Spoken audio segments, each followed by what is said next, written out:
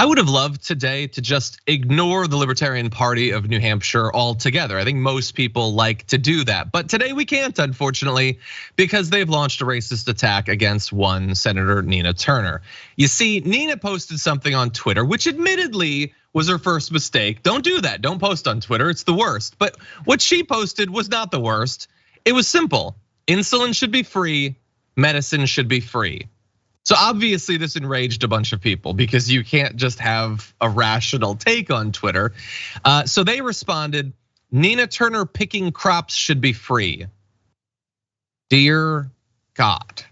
And obviously a lot of people saw that. Are you surprised to find out that the Libertarian Party of New Hampshire pays Elon Musk $8 a month? So they were algorithmically boosted, and there's no hate speech on Twitter. I read that in an article once. But anyway, they decided that a prominent outspoken black woman in politics should be compared to a slave because she thinks that our healthcare system is fundamentally unjust. So they went on to say, insulin should be free is equally offensive as calling for someone to be compelled to pick crops. They are the same moral statement, and we should react to them with identical moral abhorrence. I'm not gonna do that. I think I'm gonna have different levels. She responded saying, since libertarians is trending because they decided to be racist over free insulin, it's a great time to talk about how a vial of insulin costs 98 bucks in the US and just $10 to produce. Big pharma should not be profiting off life-saving medicine. It should be free. I love, by the way, that despite the fact that she is being viciously attacked in a racist fashion, she stayed on the substance and advocated for people's interests, even in light of these attacks. Now, she did point out that they're racist and the attack is anti-black, period. In no way is advocating for free insulin compared to chattel slavery. But they go on to say, you shouldn't pick crops for free because you're black. You should pick crops as reparations for the rights you violated as a politician. That is their defense against accusations that what they did was racist. They said that you're racist, so your defense is you violated rights, so now you need to pick crops as, and they decided to go with the word reparations, to just really distance themselves from the whole race thing, and then just implied that that's not a racist thing to say. They could have picked any job she needs to do for free. They chose picking crops. Woz, what do you think? Are we being unfair to them? No, I think we're being unfair to ourselves whenever we actually engage with people who self-describe themselves as libertarians. And I say that because John is like people on the left, like, or even if we want to call ourselves leftist as just, extremely anti-capital, anti-big business, anti-major power leaning people, right? Sometimes you'll go to a party and your beliefs will come up and you may not get laughed out of the room, but people will be like, God, I mean, Jesus, dude, like get a grip, right? Like you might get that sort of condescension at a party.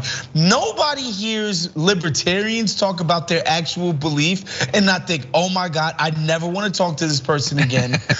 Get this person out of my life. These are the worst people literally in the political discourse that we have. I'm talking about worse than right wingers, worse than everybody are these libertarian hacks who think that they themselves, yeah, in America, you do it yourself. And I do everything by myself. I erect bridges. I do everything by myself. I teach myself. Like everything is me. It's just these people are absurd. And the idea that they're doing this on Twitter, nameless, faceless behind some party account. It's not a guy who's using his own personal account to be like, yo, Nina Turner, go pick some cotton. He wouldn't dare. Like these people are weak. Yeah. And honestly, I don't think we should be giving these fools this much oxygen. They're clowns. Yeah, and you would think that, I don't know, if I were them, I would probably want to stay out of this when the issue at hand is the fact that having no regulations whatsoever on this allows the price of this particular medicine to be absolutely jacked up out of anyone's sense of what makes any sense whatsoever, that results in people dying, and you can just go across the border to another country and it's a much more reasonable price. This is a demonstration of why regulation is so important and literally is life and death stakes, but they still decided to jump in.